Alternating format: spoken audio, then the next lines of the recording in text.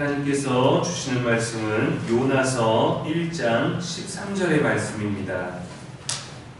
이 시간 하나님께서 우리에게 주시는 말씀은 마가복음 15장 16절로부터 20절까지의 말씀입니다.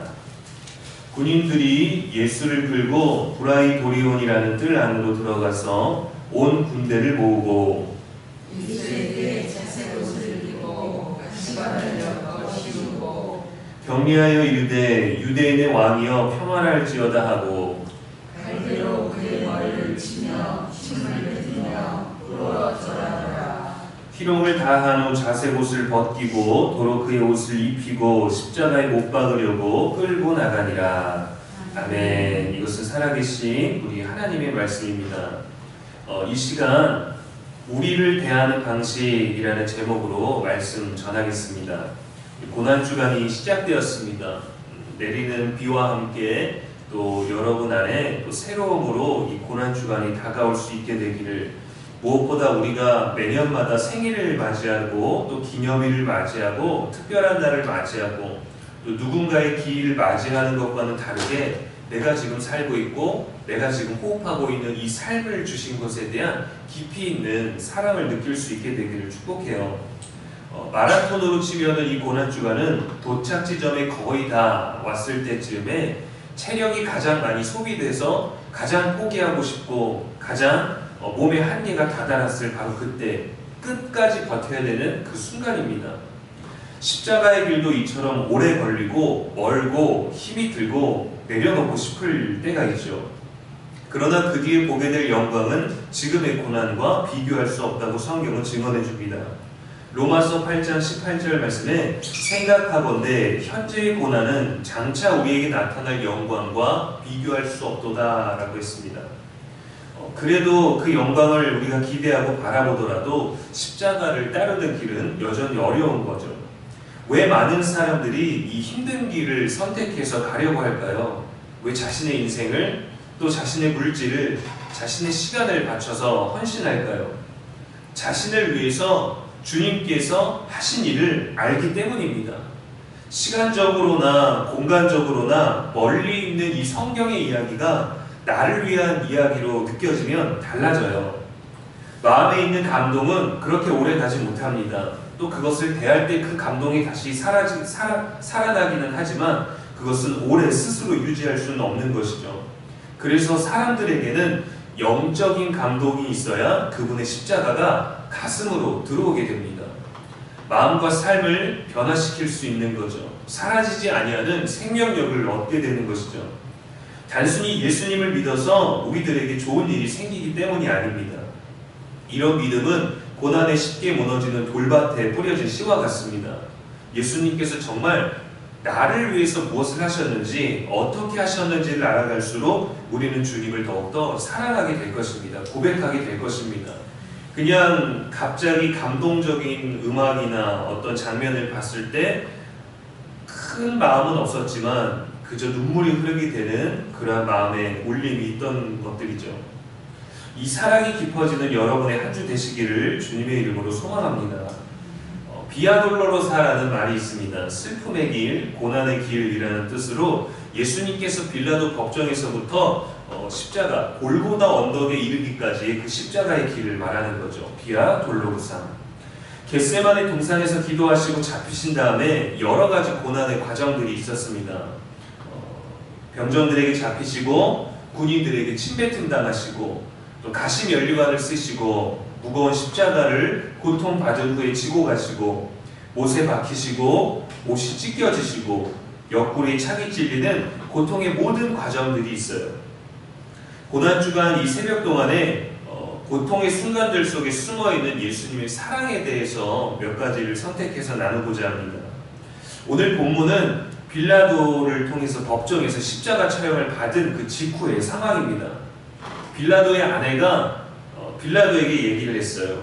예수께 아무 상관도 하지 말라. 내가 꿈을 꿨는데 그 꿈이 참으로 불편하도다. 빌라도도 예수님에게서 죄를 발견하지 못했습니다. 증인들이 세워져 있기는 했지만 그들의 모든 증언들이 거짓인 것도 알고 있었어요. 그럼에도 민심에 의해서 예수님에게 십자가 처형 판결을 내리게 됩니다.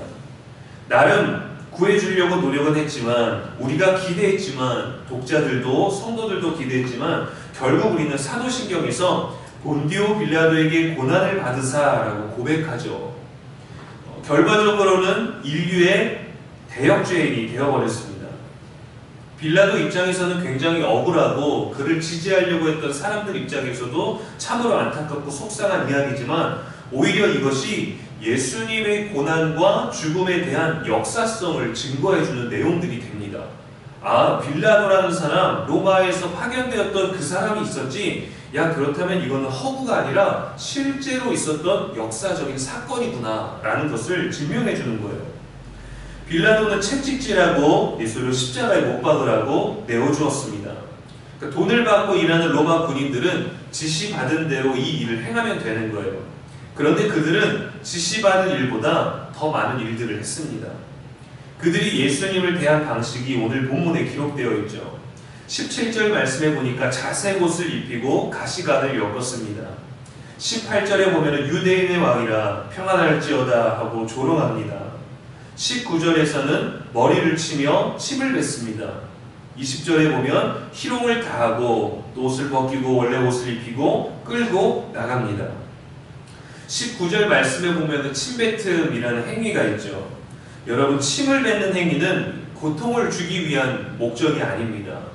그 벌에 대해서 심판하기 위해서, 처벌하기 위해서 벌의 죄의 값으로 받는 행위가 결코 아닙니다. 침을 뱉어서 능력이 많으신 예수님께 자신의 건강 상태를 확인받기 위한 것도 아니에요. 그것은 단지 수치와 모욕을 주기 위한 조롱의 수단이었습니다. 의도적으로 나의 어떤 나쁜 감정들, 내 기분을 드러내고 상대방의 기분을 나쁘게 만들기 위한 행위죠. 침뱉음이 긍정적인 경우가 있을까요? 어느 원시 부족에서는 상대방 발등에 침을 뱉는 것이 반갑게 인사하는 행위라고도 합니다. 그러나 우리에게 있어서 이 침뱉음은 부정적인 의미를 가지고 있죠. 입안이 찝찝하고 더러운 무언가가 느껴질 때 우리는 침을 뱉습니다. 담배를 피는 사람들이 그 텁텁한 느낌을 목으로 넘기고 싶지 않아서 침을 뱉습니다. 또 젊은 학생들은 자신이 강해 보이고 싶어서 골목을 지나갈 때 길거리에서 침을 뱉습니다. 그리고 굉장히 불쾌하고 기분이 나쁠 때 사람을 향하여 침을 뱉습니다. 콧물이 넘어가서 침을 뱉거나 삼키기도 하죠. 침 뱉는 행위는 좋아 보이는 게 없습니다. 다리가 저려서 코에 침을 바르기도 합니다. 모기에 물려서 목에 물린 자국에 침을 바르기도 하죠. 이러한 민간 요법도 있기는 하지만 위생적인 방법은 사실 아닙니다. 침뱉음이 아니어도 우리도 누군가를 때로는 이겨보려고 했었던 과거가 있겠죠. 인정해주고 싶지 않았던 과거가 있겠죠. 상대방의 기분을 헤아리지 못하고 함부로 대했던 적이 있을 것입니다. 아마도 혈기 넘치거나 자존심이 상했거나 열등감이 느껴지거나 남이 너무 잘 되는 것이 배가 아파서 얄밉거나 했던 경우들이 또 우리들의 과거의 시절에 또는 최근에 우리들 마음 가운데 있었을 거예요. 우리가 누군가를 대하는 방식, 우리가 누군가를 대하는 태도, 모든 것들은 우리가 예수님을 대하는 방식과도 같습니다. 다른 사람이 우리를 불쾌하게 하는 행동, 다른 사람이 우리들에게 불친절한 모든 행동들, 그것을 받을 때 우리는 기분이 나쁘죠. 왜 우리가 이런 것을, 이런 대우를, 이런 대접을 받아야 될까라고 생각하지만, 반대로 우리가 남을 대할 때 예수님을 대하는 방식이었고, 누군가 우리를 대하는 방식은 곧 그것도 예수님을 대하는 방식과도 같은 것이었죠. 마태복음 25장 40절에 내가 진실로 너희에게 이르노니 너희가 여기 내 형제 중 지극히 작은 자 하나에게 한 것이 곧 내게 한 것이니라 말씀하셨습니다. 사람에게는 이렇게 악한 본능이 내재되어 있습니다. 누군가 잘 되는 것을 격려하고 축하하기도 하지만 예수님 믿는 날은 오히려 다 잘 안 풀리는데 하는 이런 피해의식이 우리 가운데 자리 잡으면 방어적으로 있었던 우리들의 감정들이 공격적인 것들로 변화되기도 하거든요. 그래서 사람을 미워하게 되죠. 사람의 행동을 미워하다가 사람을 미워하게 되고 이제 그 주변에 있는 모든 것들을 미워하게 됩니다. 성경은 이것을 죄라고 말합니다. 예레미야 17장 9절 말씀에 만물보다 거짓되고 심히 부패한 것은 마음이라 누가 능히 이를 알리오마는 이라고 지적했어요. 우리는 본능적으로 죄와 더 가깝기 때문에 도덕적으로 더 나은 존재가 되기 위해서는, 그러한 노력을 위해서는 십자가를 알아야 됩니다. 예수님을 알아야 돼요. 근데 무엇보다 그 예수님을 알게 되면 예수님이 나에게 어떤 일을 하셨는지를 발견하게 되는 것이죠. 로마 군인들이 조롱하려고 그 뱉은 침, 또 우리가 누군가를 무례하게 또 불친절하게 감정적으로 대했던 행동들, 이 비겁하고 옹졸한 우리들의 연약함을 예수님께서는 어떻게 대하셨나요? 우리가 사람을 대했던 방식은 우리의 감정, 또 상대방이 우리들에게 대한 그대로 행했던 때들이 많았을 것입니다. 그런데 예수님은 어떻게 대하셨나요? 가시관이 아프지 않도록 통증을 못 느끼도록 무통증 능력을 발휘하셨나요? 아니면 로마 군인이, 아니면 때로 우리가 누군가에게 침 뱉는 것과 같은 그런 무례한 행동을 했을 때 그 침이 다시금 뱉은 사람에게로 돌아가게끔 하셨나요? 예수님은 그렇게 하지 않으셨습니다. 예수님은 로마 군인이 또 우리가 뱉어낼 더러운 흔적인 그 침뱉음을 그대로 십자가로 지시고 가지고 가셨어요. 그것을 거절하시거나 피하시거나 되돌아가게 하지 않고 그대로 그 침뱉음을 당하시고 십자가로 가셨습니다. 이사야 선지자는 예수님이 우리를 대하신 방법을 이렇게 기록합니다. 이사야 50장 6절 말씀에 나를 때리는 자들에게 내 등을 맡기며 나의 수염을 뽑는 자들에게 나의 뺨을 맡기며 모욕과 침뱉음을 당하여도 내 얼굴을 가리지 아니하였느니라. 나를 때리는 자들을 처벌하고 복수하고 하나님의 심판이 있게 하지 않으시고 자기를 때리고 있는 자들에게 자신의 등을 맡기셨습니다. 자신의 수염을 뽑고 있는 자들에게 자신의 뺨을 맡기셨습니다. 자기에게 침 뱉는 자들에게 자기의 모욕과 수치를 그대로 얼굴을 가리지 않고 내밀고 계셨습니다. 사실 여러분, 수치와 모욕, 부끄러움은요, 잘못을 저지른 사람이 당해야 되는 것이 맞습니다. 인과응보가 있어야 되는 것이죠. 무례한 행동도 그에게로 돌아가야 됩니다. 우리는 그것이 정의라고 생각하고 그것이 옳은 일이라고 생각합니다. 그리고 우리는 전통적으로 이러한 권선징악과 사필 규정을 좋아하죠. 그런데 예수님은 우리의 원리대로 행하지 않으시고 예수님은 그 모든 것들을 가지고 조용히 십자가로 가셨어요.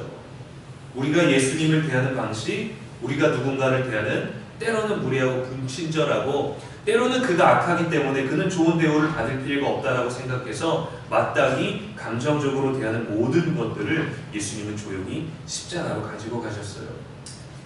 이 모습이 정말 참혹하고 안타깝고 속상하게 느껴지고 또 때로는 고구마 먹은 것처럼 답답하게 느껴지기도 합니다.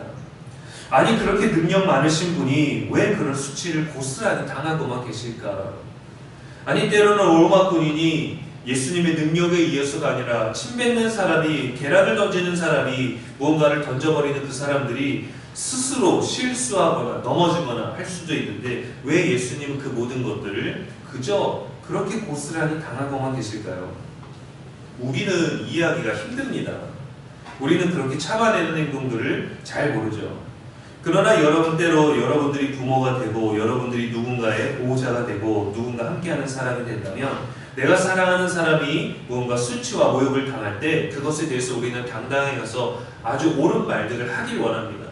기분이 나쁘더라도 보호하기 위해서, 내 기분에 맞추기 위해서가 아니라 내가 사랑하는 소중한 사람을 위해서 용기를 내어 나설 때가 있죠. 그러나 우리가 당당하게 보호하기 위해서 잘못했어도 뻔뻔한 행동으로 나아갈 때도 있지만 때로는 우리의 소중한 사람이 잘못한 과오를 위해서 우리가 대신해서 미안함을 말할 때가 있습니다. 우리가 대신해서 고개를 숙일 때가 있습니다. 우리가 대신해서 그 고통과 그 불편함들을 감내할 때도 있습니다.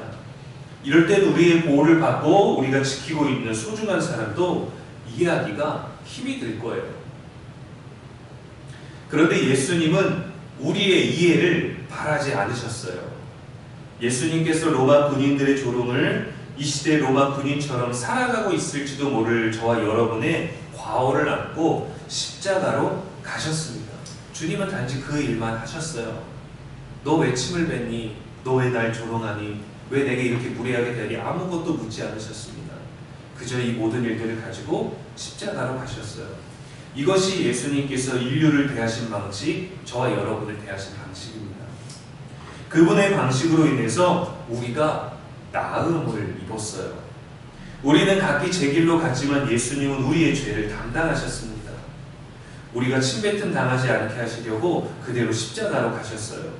우리를 위해 하신 일입니다. 저와 여러분을 위해서 예수님께서 선택하신 거예요.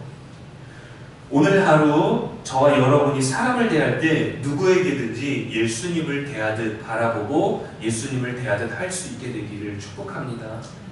우리에게 무시와 조롱과 수치가 올지라도 인내할 수 있기를 바랍니다. 사랑으로 해석할 수 있기를 바랍니다.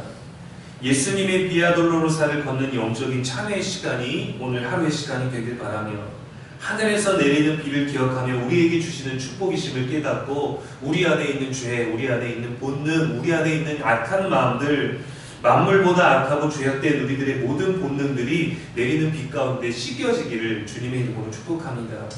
이 십자가에 더 가까이 다가가는 한 주간과 오늘 되시기를 주님의 이름으로 소망합니다. 기도하겠습니다. 사랑의 하나님, 이 새벽에도 말씀 주시니 감사합니다. 우리를 위한 구원의 이야기를 들려주시니 감사합니다. 말씀을 통해 우리를 위해 침뱉음 당하신 예수님을 바라봅니다. 우리에게도 수치스러운 그 행동, 더럽고 불쾌한 그 행동을 바라봅니다. 그러나 우리도 누군가에게 이 일을 했을지도 모른다는 생각에 또 내가 그 일조차도 누군가에게 수치를 주고 모욕을 주고 더럽고 불쾌하게 만들었는데도 전혀 우리가 기억하지 못하고 있을지도 모르겠습니다. 우리가 겪어야 하는 조롱과 수치, 그 더러움을 예수님께서 우리를 위하여 십자가로 가지고 가셨습니다. 그 십자가가 멀어져가는 십자가가 되도록 바라보지 않고 내가 서 있는 자리에서 그냥 멍하니 있지 말고 우리가 그 십자가, 그 비아 돌로로사 길을 나의 십자가를 지고 걸어가게 하여 주시옵소서. 내가 당해야 될 수치, 내가 당해야 될 조롱은 없는 것과 같지만 내가 지은 죄, 내가 사람을 예수님처럼 대하지 못했던 그런 도덕적이지 못했던 덕을 세우지 못했던 연약한 모든 것들을 그 삶의 무게를 지고 오늘 십자가를 걸어가기를 원합니다.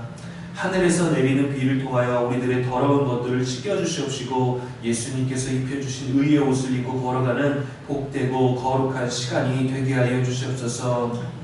예수님을 대하는 우리의 방식이, 사람을 대하는 우리의 방식이 예수님의 십자가의 길과 같기를 소망합니다.